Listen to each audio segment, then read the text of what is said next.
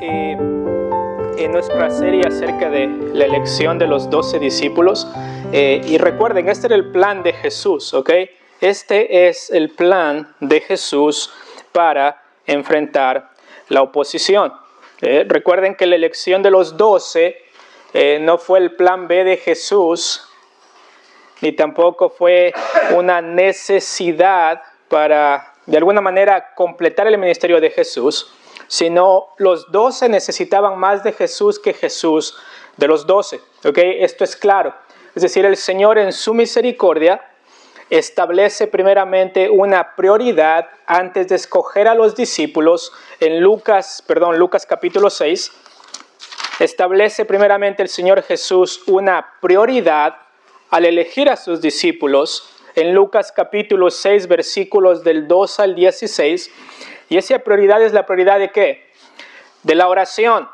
¿Cuántos de nosotros realmente hicimos un esfuerzo en tener esa prioridad en esta semana pasada? Les hice la misma pregunta la anterior semana.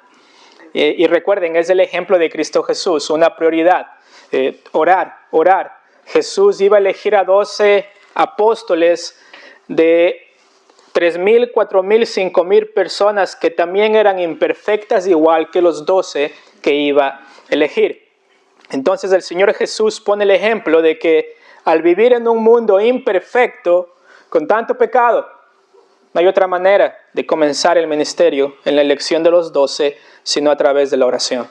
A través de la oración. Y para nosotros, para vivir en un mundo que está loco, cada vez más alejado de Dios, no hay otra manera de vivir en este mundo si no es a través de la prioridad de la oración. Eso es importante, no se nos debe olvidar.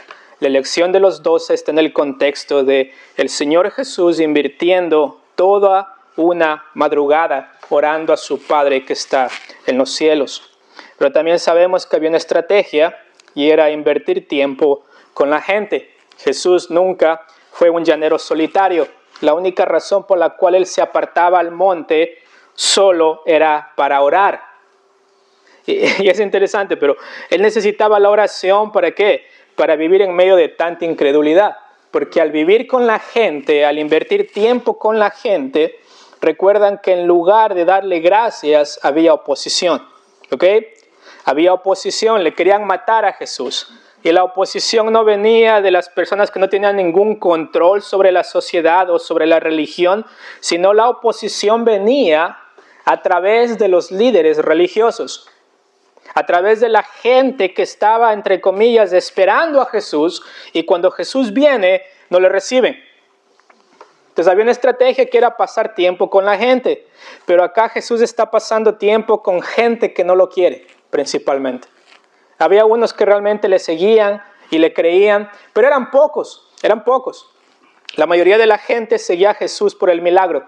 Seguía a Jesús porque querían comer. Seguía a Jesús porque tenían el estómago vacío y vieron que Jesús multiplicaba panes, multiplicaba peces. Vieron que Jesús le decía a la enfermedad, vete, la enfermedad se iba. Vieron que Jesús le decía al demonio, sal de ahí, y el demonio corría. Todas esas cosas atraían a la gente hacia Jesús. Pero Jesús no dejó su estrategia a causa de la gente. Él sabía que Él vino a morir por esas personas que lo estaban rechazando. ¿Ok? Él sabía que esta gente era incrédula porque Él conocía los pensamientos de cada uno de ellos. Lucas nos dice, y también Marcos y Mateo, nos decía que Jesús, conociendo los pensamientos, Él no tomaba decisiones de venganza, sino más bien Él quería estar con ellos. Y les hablaba directamente al corazón sabiendo los pensamientos que ellos tenían. Entonces, dentro de la estrategia, vemos que está en el contexto de la oración, porque Jesús tenía un ministerio con personas que no lo querían. Y tercero, vimos que este plan de Jesús para enfrentar la adversidad, para enfrentar la oposición, vino a través de una elección. ¿Ok? De una elección. Y Jesús elige a los 12. Y eso vemos en el versículo 14 al versículo 16, que nos da una lista de los 12, ¿ok? Una lista de los 12. Y la anterior semana invertimos tiempo hablando acerca de cuán importantes fueron estos apóstoles con A mayúscula para la edificación de la iglesia. Es decir, Cristo es el edificador de su iglesia, porque Él es la cabeza de esa iglesia. Pedro ni los apóstoles no son como una especie de papa que llegan a ocupar el lugar de autoridad de Cristo, sino ellos trabajan con una autoridad delegada. Y vimos la anterior semana que el Señor utilizó a los apóstoles, primero para que crean en Él, ¿no es cierto? Segundo, porque pusieron a través de su predicación el fundamento de la iglesia. Recuerdan en Efesios capítulo 2. Tercero, también vimos que a través de ellos el Señor los utilizó para escribir ¿qué? La palabra de Dios. Exacto. Él escogió a estos 12. Tenemos, por ejemplo, a Lucas, que no es uno de los 12, pero en su mayoría el Señor les dijo a ellos que les va a escoger y cuando venga el Espíritu Santo les va a guiar a toda verdad. ¿Ok? Y viene el Espíritu Santo y ellos comienzan a predicar la palabra y parte de su labor fue a través de ser movidos por el Espíritu Santo escribir la palabra de Dios que tenemos ahora. Pero también quisiera enfocarme en cuáles eran las debilidades de los 12. ¿Ok? ¿Cuáles eran las debilidades de los 12? Porque acabamos de ver que Dios los utilizó de una manera impresionante para la historia de la iglesia. Fueron muy importantes, pero también tenían más debilidades que virtudes. Tenían más debilidades que virtudes. Y yo creo que muchos de nosotros nos vamos a identificar más con las debilidades que con las virtudes. Y una de las primeras debilidades que ellos tenían es que a ellos les costaba entender las palabras de Jesús. No entendían. Eran hombres de dura cerviz. O sea, eran inmaduros espiritualmente. ¿Okay? No eran lo mejor de lo mejor. ¿Okay? No es que Jesús dijo, denme un currículum y después vamos a hacer una entrevista y luego vamos a elegir a los 12.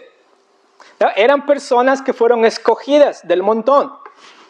Como hablábamos la anterior semana, no hay algo especial de ellos que podría llamar la atención y decir, miren, yo creo que Jacobo tiene ojos verdes, rubio, alto, blanco, y bueno, yo creo que él es la persona que queremos elegir para que la gente lo escuche. O es chiquito, cafecito, medio feíto, y la gente va a tener pena y le va a escuchar. Ese no es el punto, no es acerca de lo que la gente ve. O sea, no es acerca de lo que está afuera. Y la elección de Jesús viene a pesar de sus debilidades, a pesar de sus pecados, a pesar de que ellos no eran calificados para la tarea que ellos iban a realizar. Entonces vemos primeramente que no entendían las palabras de Jesús. Si ustedes van conmigo a Mateo capítulo 26, Mateo capítulo 26,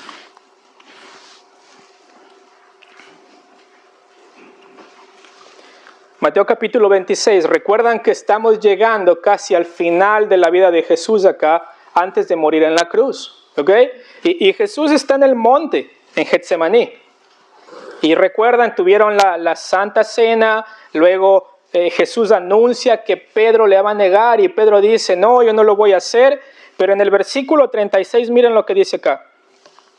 Entonces llegó Jesús con ellos a un lugar que se llama Getsemaní, y dijo a sus discípulos, sentaos aquí, versículo 36, sentaos aquí entre tanto que voy allí y oro.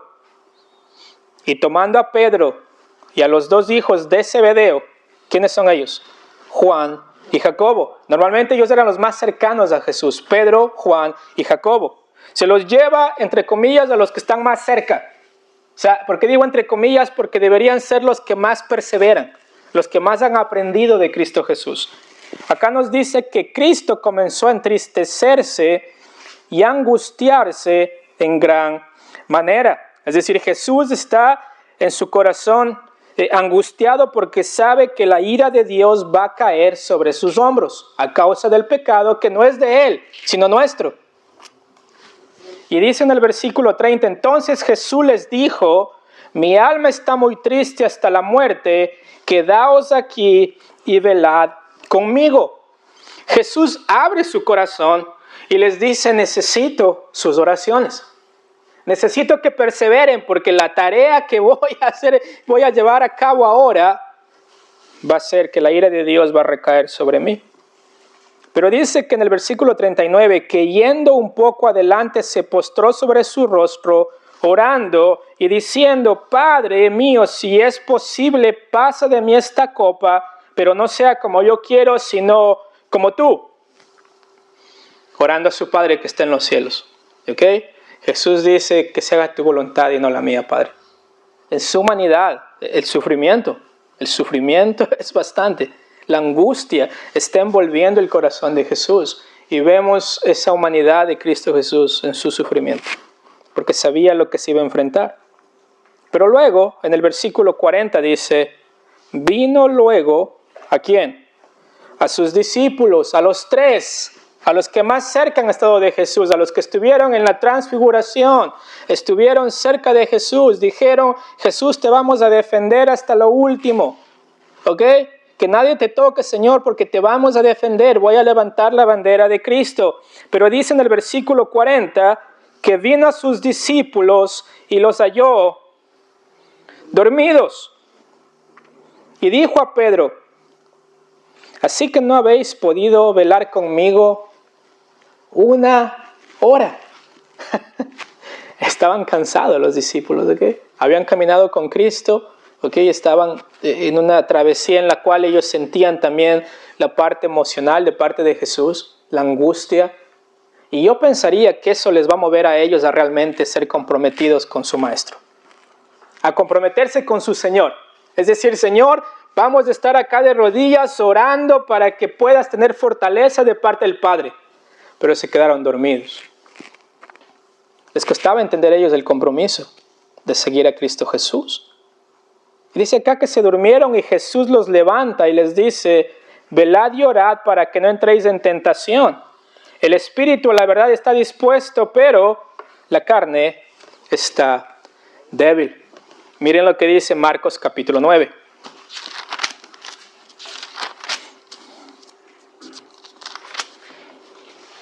Marcos capítulo 9. Y quiero que vayamos al versículo 14. ¿Ok? Acá está, después de la confesión de Pedro de: Señor, tú eres el Cristo. O sea, solamente tú tienes palabras de vida eterna. Eso lo dice en Juan capítulo 6. Pero acá vemos a los discípulos, inclusive, llegando después de la transfiguración. Tenemos a Pedro, Jacobo y Juan en el monte con Jesús cuando Él se transfigura. Y ahora tenemos una escena en el versículo 14 en la cual existe un muchacho endemoniado. Y dice que cuando llegó Jesús, bajando del monte, versículo 14, llegó a donde estaban los discípulos y vio una gran multitud alrededor de ellos y escribas que disputaban con ellos. Y enseguida toda la gente viéndoles se asombró y corriendo a él les saludaron. Él les preguntó: ¿qué disputáis con ellos? Y respondiendo uno de la multitud dijo: Maestro, le están hablando a Jesús, traje a ti a mi hijo, que tiene un espíritu mudo, el cual donde quiera que lo toma le sacude y echa espumarajos y cruje los dientes y se va secando. Y dije a tus discípulos que le echasen fuera y no pudieron. Acá algunos dicen que son solamente los 9 porque los 3 estaban arriba en el monte. Pero son los 9. ¿Ok? Estaban con Jesús. Estaban caminando con Jesús. Aprendieron de Jesús. Y dice acá que ellos no pudieron. No sé si acá el demonio se reía de ellos. No nos dice Marcos realmente qué fue lo que el demonio hizo. Pero nos dice que en la exhortación de Jesús en el versículo 19 les dice: y respondiendo él les dijo: oh generación incrédula, ¿hasta cuándo he de estar con vosotros? ¿Hasta cuándo os he de soportar? Traédmelo. Esto lo dirige a sus discípulos, ¿ok? Y les dice: oh generación incrédula. Ellos eran los que estaban cerca de Jesús, ¿okay? Pero les costaba creerle, les costaba entenderle. Y no era un problema de falta de información, no era un problema de su vista, porque ellos veían. Era una cuestión de ¿qué? De su incredulidad del corazón. ¿Quién es este Jesús? Y lo que dice acá es que se lo traen al muchacho a Jesús, y cuando el espíritu vio a Jesús, sacudió con violencia al muchacho, quien cayendo en la tierra se revolcaba, echando espumarajos. Y luego en el versículo 23, Jesús le dijo: si puedes creer, al que cree todo le es posible. E inmediatamente el padre del muchacho clamó y dijo: creo, ayuda mi incredulidad. Y el Señor sana al muchacho. ¿Okay? Acá los 9 eran incrédulos de lo que el Señor Jesús podría hacer. El padre de este muchacho dice: Señor, ayuda a mi incredulidad. Los discípulos eran personas que tenían un problema con su incredulidad. No le creían al Señor. Y miren lo que dice Juan capítulo 11.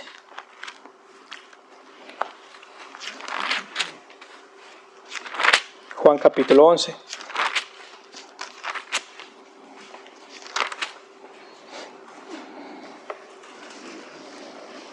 ¿Lo tiene? Acá seguramente lo van a identificar porque acá está la muerte de Lázaro. ¿Se acuerdan? Jesús era amigo de Lázaro. Era muy cercano. Y muere Lázaro. Y recuerdan que María y Marta están ahí y le dicen a Jesús: ¿dónde estabas? María específicamente le dice a Jesús: ¿dónde estabas, Jesús? Porque si hubieras estado acá, Lázaro no hubiera muerto. Eso le dice en el versículo 32. ¿Ok? Si hubieras estado acá, Jesús, Lázaro no hubiera muerto. Pero miren lo que dice el versículo 38. Jesús, profundamente conmovido, otra vez vino al sepulcro. Era una cueva y tenía una piedra puesta encima. Dijo Jesús: quitad la piedra. Marta, la hermana del que había muerto, le dijo: Señor, hiede. ¿Por qué? Porque es de 4 días. Sería muerto hace 4 días. ¿Y qué le dice Jesús? ¿No te he dicho que si crees, verás la gloria de Dios? Y luego Jesús ora al Padre. Le dice: gracias, Padre, porque sé que me has oído. Y le dice a Lázaro: Lázaro, levántate y sal fuera. Y Lázaro se levanta y sale fuera. Jesús podía hacerlo. Pero acá hay una exhortación de parte de Jesús al corazón de Marta, de decirle: hey, te he dicho que creas. O sea, he estado con ustedes, he caminado con ustedes y les cuesta creerme. Es impresionante esta parte. ¿Por qué? Porque Jesús invirtió la mayoría de su ministerio haciendo ¿qué? Enseñando. Enseñando, ¿por qué? Porque a los discípulos les costaba creerle a causa de un corazón de incredulidad. Y Jesús les enseñaba y les enseñaba y les enseñaba. Incluso después de la resurrección, en Hechos capítulo 1, Jesús pasa 40 días con los discípulos haciendo ¿qué? Enseñándoles la palabra de Dios. Mis hermanos, nosotros no estamos lejos de los discípulos en cuanto a nuestra incredulidad. Tenemos las palabras de Cristo Jesús escritas. No tenemos que adivinarlas. No necesitamos un gurú para que nos diga esto es lo que significa. Están aquí, pero aún así nos cuesta creerlas. Porque sigue siendo el mismo problema que tenían los discípulos: incredulidad. Segundo, también los discípulos carecían de humildad. Carecían de humildad. Muchos de ellos querían autopromocionarse. ¿Ok? O sea, muchos de ellos vieron a Jesús como un medio de autopromoción. Miren lo que dice Marcos capítulo 9. Marcos capítulo 9, versículo 33.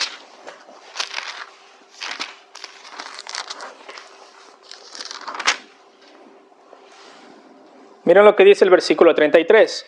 Porque los discípulos también carecían de humildad. ¿Ok? No eran hombres humildes. En su mayoría ellos querían sobresalir.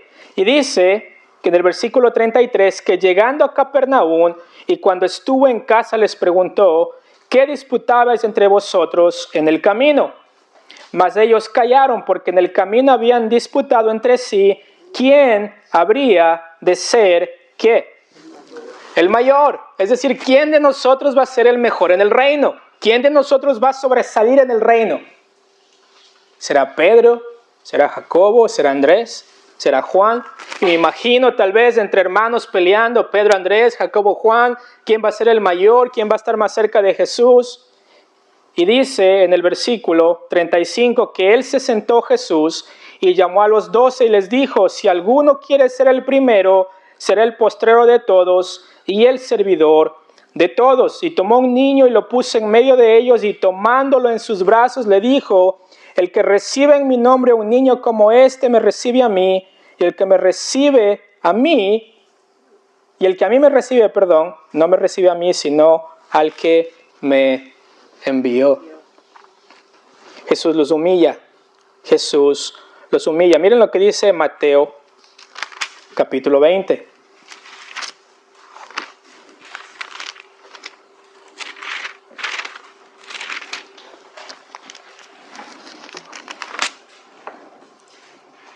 ¿Lo tienen? Mateo capítulo 20, versículo 20. Y acá viene después de Jesús anunciando su muerte, ¿ok? Es decir, Jesús anuncia su muerte. Jesús dice, miren lo que dice el versículo 17. Mateo capítulo 20, versículo 17.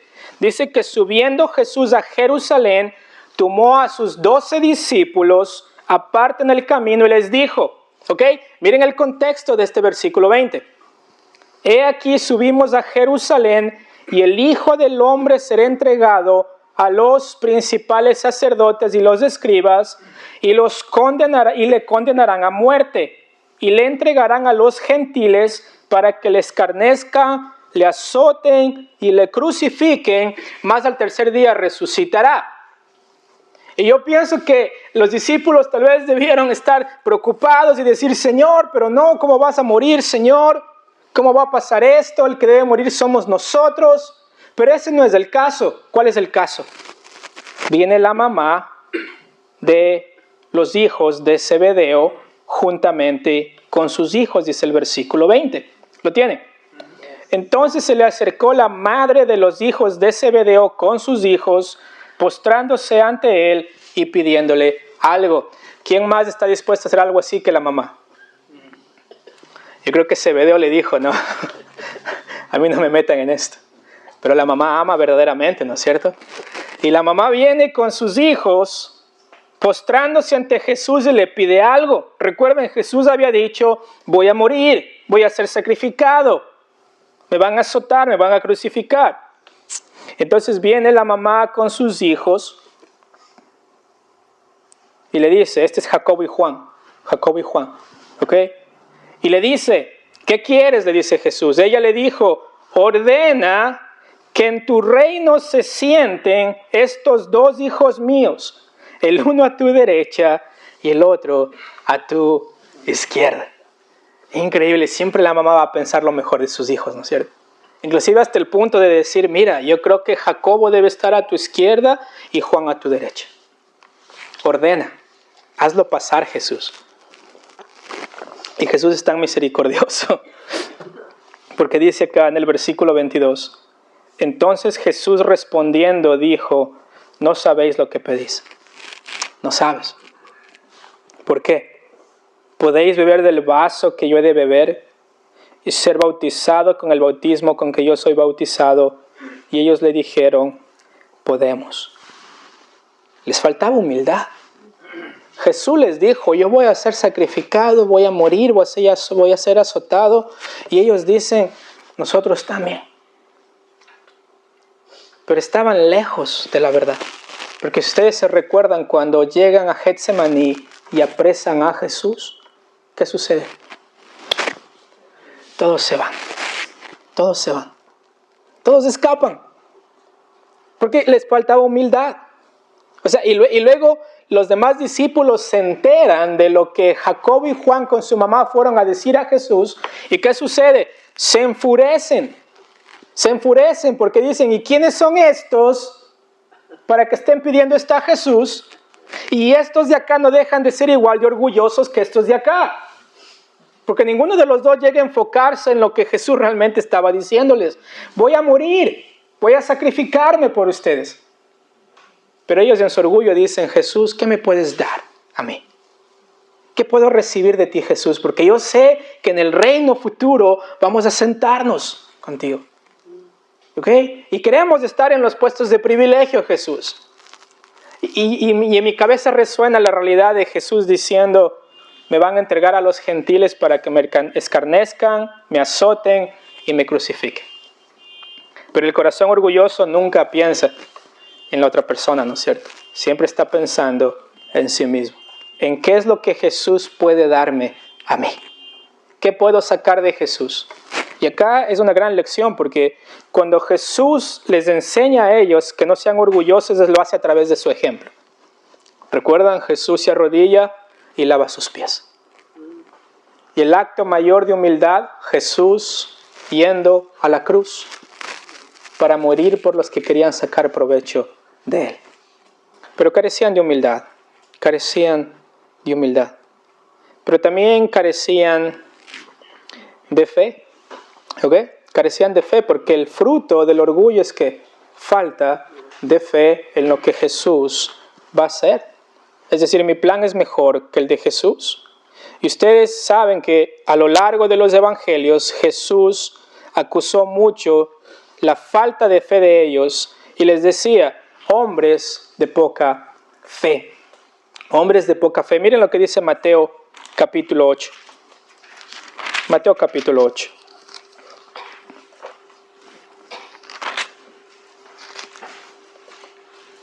¿Lo tienen? Mateo capítulo 8, versículo 23.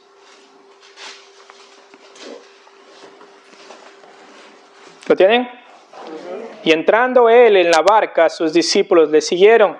Y he aquí que se levantó en el mar una tempestad tan grande que las olas cubrían la barca, pero Jesús dormía. Y vinieron sus discípulos y le despertaron diciendo, Señor, sálvanos que perecemos. Él les dijo, ¿por qué teméis, hombres de poca fe? Les faltaba fe, ¿ok? Temía más al viento que a Jesús mismo que estaba ahí con ellos. Y Jesús se levanta, reprende al viento y al mar, demostrando que Él es Dios. El mar le obedece, los vientos le obedecen, hay una calma, y los hombres se maravillan diciendo, ¿qué hombre es este que aún los vientos le obedecen? Y Jesús hacía milagros por doquier frente a sus discípulos. Le sanaba ciegos, levantaba cojos, resucitaba muertos. Todo tipo de milagros, pero aún así les costaba creer en Jesús. Aún así, carecían de fe. ¿Se imaginan? Nosotros leemos todo en la Escritura y aún así nos cuesta muchas veces creer en Jesús. Vemos todo lo que hizo, leemos acerca de los milagros, leemos acerca de todas las palabras que Él dijo y aún así en nuestro corazón muchas veces hay falta de fe. Pero recuerden, los discípulos lo tuvieron y Jesús caminó con ellos, físicamente estuvo con ellos. Y aún así los discípulos carecían de fe. Y por último, yo creo que es importante esto, que no estaban dispuestos a cargar su cruz y seguir a Cristo. No estaban dispuestos a ello todavía. Caminaban con Jesús, daban chispazos de fidelidad. Recuerdan cómo el apóstol Pedro saca su navaja y corta la oreja de Malco. Hay hombres que están dispuestos y le dicen los discípulos, Jesús, por ti vamos a hacer todo. Y miren lo que dice en Marcos capítulo 14, porque yo creo que esto va a demostrar realmente cuál fue la motivación de los discípulos. Marcos capítulo 14. Recuerden, hay 3 años que están con Jesús. 3 años que están con Jesús, ¿ok? O sea, la membresía acá creo que son normalmente 6 meses para hacerse miembro de la iglesia. Y aún así sabemos que nos falta mucho, pero con Jesús estuvieron 3 años, recibiendo directamente de Jesús. Miren lo que dice Marcos capítulo 14. Dice, luego hablando él aún, vino Judas, que era uno de los 12, y con él mucha gente con espadas y palos de parte de los principales sacerdotes y de los escribas y de los ancianos. Versículo 44. Y el que le entregaba les había dado señal diciendo, ¿quién es este Judas? Y dice, y al que yo besare, ese es, prendedle. y llevadle con seguridad. Este es Judas, ¿se acuerdan? El traidor. Y dice acá, y cuando vino se acercó luego a él y le dijo, maestro, maestro, ¿y qué? Lo besa. Judas estuvo con Jesús por 3 años. Él era el encargado de las finanzas de los apóstoles. Jesús le demostró misericordia vez tras vez. Pero dice en el versículo 46 que ellos le echaron mano y le prendieron. Pero uno de los que estaba allí, sabemos que es Pedro, sacando la espada, hirió al siervo del sumo sacerdote cortándole la oreja. Y respondiendo Jesús les dijo, ¿como contra un ladrón habéis salido con espadas y con palos para prenderme? Cada día estaba con vosotros enseñando en el templo y no me prendisteis, pero es así para que se cumpla las Escrituras. Recordamos que la narrativa en los otros evangelios nos dice que Jesús topa la oreja del siervo y es restaurada. Hace otro milagro frente a los discípulos, otro milagro frente a Judas, otro milagro frente a los soldados. Pero eso parece no importar a la realidad de que ellos odiaban a Jesús y querían verlo muerto. Pero acá lo más importante es esto, versículo 50. Entonces todos los discípulos, dejándole, huyeron, corrieron, se esparcieron como cuando se prende la luz y salen corriendo las cucarachas. De esa manera, salieron corriendo. Y muchos de ellos dijeron, vamos a seguirte Jesús, vamos a estar contigo Jesús. Pedro dijo, Señor, que no te pase cosa semejante, no vamos a dejar que te aprendan, no vamos a dejar que te arresten, no vamos a dejar que mueras. Había un deseo del corazón de los discípulos que no estaba enfocado en Jesús, que no estaba enfocado en la persona de Cristo Jesús, estaba enfocado en lo que Jesús les daba a ellos y cómo los hacía sentir a ellos. Pero cuando vieron que Jesús fue tomado como un preso y es llevado para ser sacrificado, ellos dicen, el costo de seguir a Cristo puede ser la muerte. Te vamos a correr de acá. Vamos a correr. Y vamos a correr lo más lejos que podamos para que no nos digan que estuvimos con Cristo Jesús. Y eso lo vemos 3 veces con el apóstol Pedro. Este es el hombre que estuvo con Jesús. No, mujer, estás loca, yo no soy. Este es el hombre. Pedro niega 3 veces, canta el gallo. Y se da cuenta que su compromiso con Jesús no era verdadero. Era solamente parte de su propio carácter, de querer hacer algo por Jesús, pero realmente no amaba a Jesús.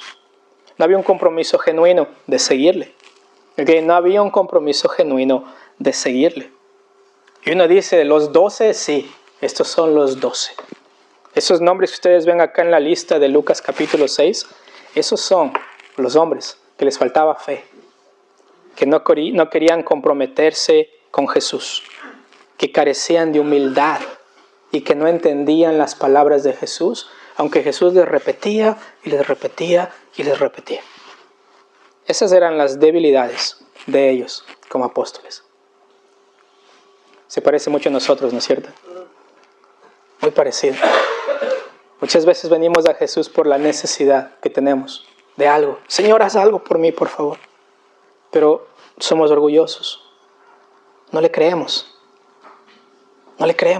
Nos cuesta pagar el precio por seguirle. Y yo creo que la razón mayor es esta. Cuando llega a Hechos capítulo 1, versículo 8, vemos que llega la promesa del Espíritu Santo de Dios. Y en Hechos capítulo 1, versículo 8, si ustedes van conmigo, todas estas debilidades son opacadas. ¿Por qué? Por el poder de Dios a través del Espíritu Santo. ¡Qué impresionante!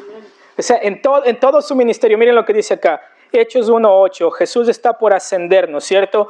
Y los discípulos le preguntan, Señor, ¿restaurarás el reino de Israel en este tiempo? Versículo 7, Jesús les dice, no les toca a ustedes saber cuándo, porque solamente el Padre tiene esto en su potestad.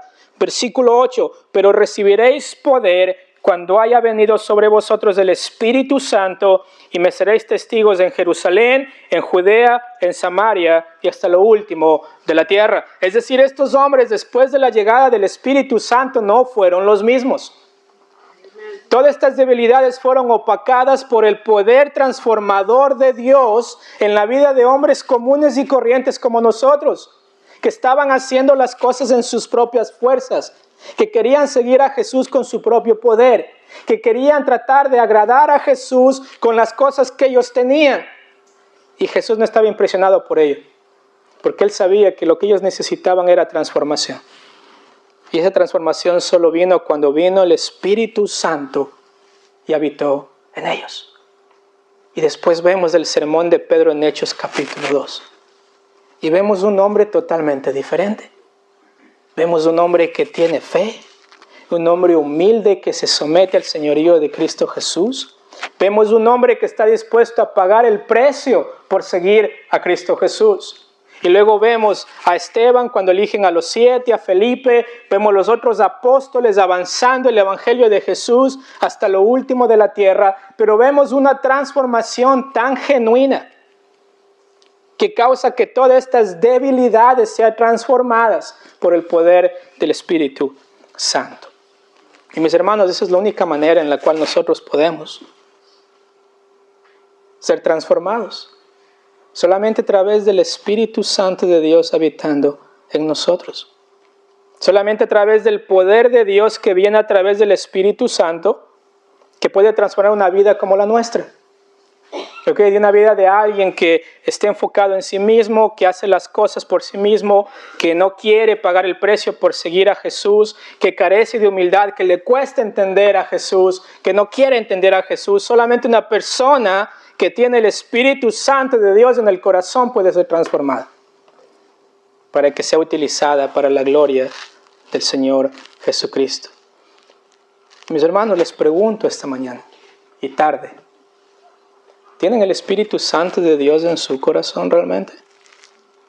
Y sabemos que eso no es algo que nosotros podemos pedirlo. La presencia del Espíritu Santo viene a través solamente de la fe en el sacrificio de Cristo Jesús. Y el Señor promete que el que tiene fe, Él envía a su Espíritu Santo para que habite en él, como parte del nuevo pacto de cambiar ese corazón de piedra a un corazón de carne, a un corazón que siente, a un corazón que puede ahora amar a Dios, que puede seguir a Dios, que puede servir a Dios, que va a luchar constantemente contra su pecado. Pero si ustedes no tienen el Espíritu Santo de Dios, esto va a ser imposible. Porque solamente el verdadero creyente tiene el Espíritu Santo de Dios en su corazón. Y recuerden, los discípulos no eran especiales para recibir el Espíritu Santo de Dios. No eran especiales. Fueron igual de pecadores que nosotros, pero en la misericordia de Dios ellos por fe, empiezan a seguir a Cristo Jesús. Y el Señor los transforma. Y vamos a ver la siguiente semana cómo el Señor transforma la vida del apóstol Pedro. Pero mis hermanos, yo sé que hay muchos acá, o tal vez algunos, no sé, solo el Señor conoce nuestro corazón, que estamos viviendo en nuestro propio poder. Que queremos ser discípulos de Jesús, pero estamos estancados en una vida que nos cuesta creerle a Jesús, que nos cuesta humillarnos delante de Jesús, que nos cuesta realmente estar en la palabra de Jesús. Y es porque, mis hermanos, no estamos haciendo las cosas en el poder de Dios. Y acá con los apóstoles podemos ver ese contraste tan grande, de ser alguien que confía en sus propias fuerzas, que niega a Jesús, que no le cree a Jesús, a alguien que es utilizado para la edificación de la iglesia de Cristo Jesús, que incluso está dispuesto a dar su vida por el Evangelio. Nosotros queremos ser ese tipo de creyentes. No queremos renunciar a mitad de camino. No queremos perseverar hasta que la situación se pone difícil. Queremos ser discípulos de Jesús que perseveran hasta el fin. Y solamente podemos hacerlo a través de confiar en el poder de Dios, a través del Espíritu Santo que habita en nosotros. Vamos a orar. Amado Señor, gracias por su palabra esta mañana y ruego, Señor, que usted pueda atender a nuestros corazones, Señor, porque lo necesitamos. Que podamos, Señor amado, evaluar nuestra vida a la luz de su palabra Y Señor amado, ver si realmente estamos en usted. Y confiamos, Señor amado, que a todo aquel que cree, usted salva, Señor y Dios.